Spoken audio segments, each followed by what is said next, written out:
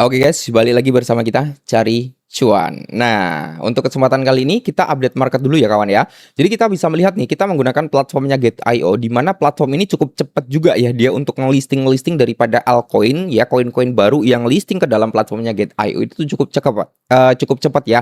Dan Get.io itu masuk dalam salah satu kategori sentralisasi exchange yang cukup besar juga ya. Di sini kita bisa melihat nih untuk hot coin ya, atau koin-koin yang mengalami kenaikan cukup signifikan dan koin-koin baru launching atau baru listing. Nah, ada Chip, Mega, OPG ya. Ini yang naiknya cukup gede.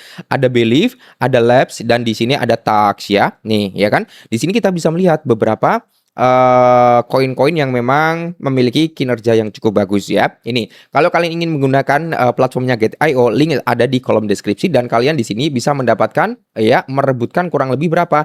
10.000 US dollar, teman-teman ya. Nah, ini ya, scan to download Get Apps ya. Kalian tinggal melakukan pendaftaran ya kan? Ya, registrasi QIC, melakukan trading di sini kalian bisa memperebutkan kurang lebih 10.000 US dollar ya. Dan di sini juga fiturnya cukup lengkap ya, termasuk dari market future ya. Di sini juga ada yang namanya DEX-nya juga ya. Kalian bisa masuk ke market spot ya, margin, ETF, pre-market trading ya, ada DEX-nya juga, alpha point ya, ada bots-nya, ada copy trading juga ya.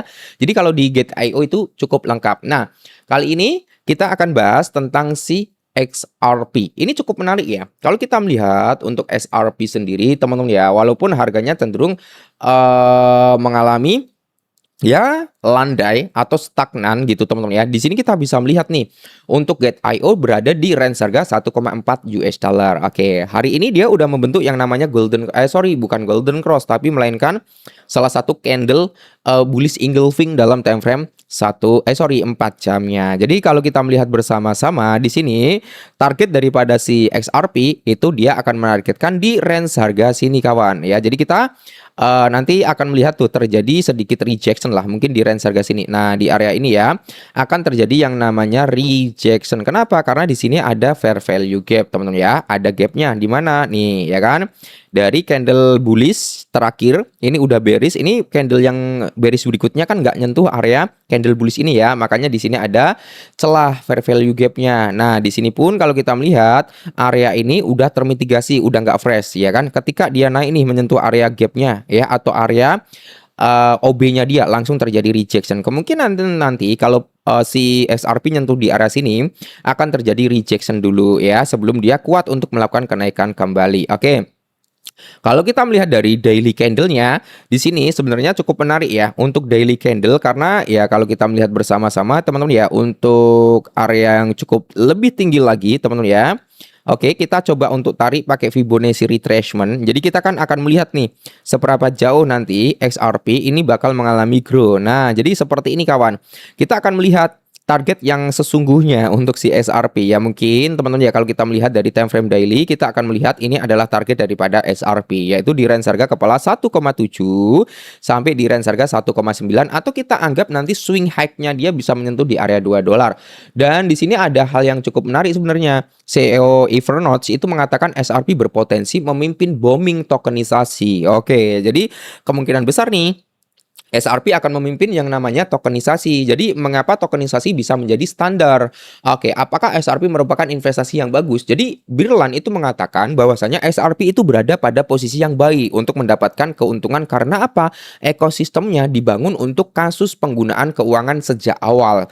Dia menjelaskan bahwa XRP selalu fokus pada pembayaran, penyelesaian lintas batas, dan manajemen likuiditas area-area kunci yang secara langsung terhubung dengan keuangan berbasis token. Saya yakin XRP akan menjadi pemimpin di sana, kata Brilliant ya. Tapi disclaimer lagi bro, prediksi itu semua orang bisa memprediksi, tapi kalau kita berbicara tentang kenaikan harga, hanya waktu yang bisa menjawabnya. Oke.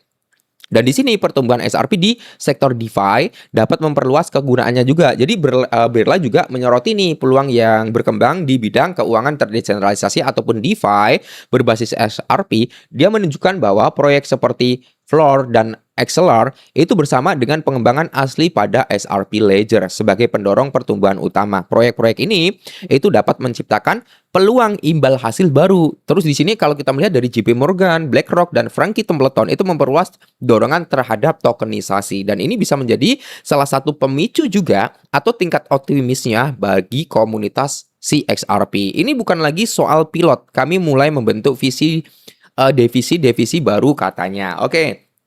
Berikutnya itu adalah exposure kripto dalam portofolio diperkirakan akan meningkat. Jadi Brilliant juga memperkirakan nih alokasi kripto dalam portofolio investasi akan tumbuh secara signifikan dari waktu ke waktu. Saat ini banyak portofolio yang mempertahankan exposure sekitar 1% terhadap aset kripto. Ia percaya bahwa angka ini dapat meningkatkan melalui dua jalur. Yang pertama, semakin banyak investor yang secara langsung memegang aset kripto. Yang kedua, peningkatan adopsi aset tradisional yang ditokenisasi seperti saham dan emas nantinya. Semakin banyak orang yang menginginkan exposure, katanya semakin bagus bagi perkembangan suatu sektor kripto, SRP dan keuangan yang ditokenisasi. Jadi sering dikatakan ya, tokenisasi beralih dari teori ke implementasi di dunia nyata.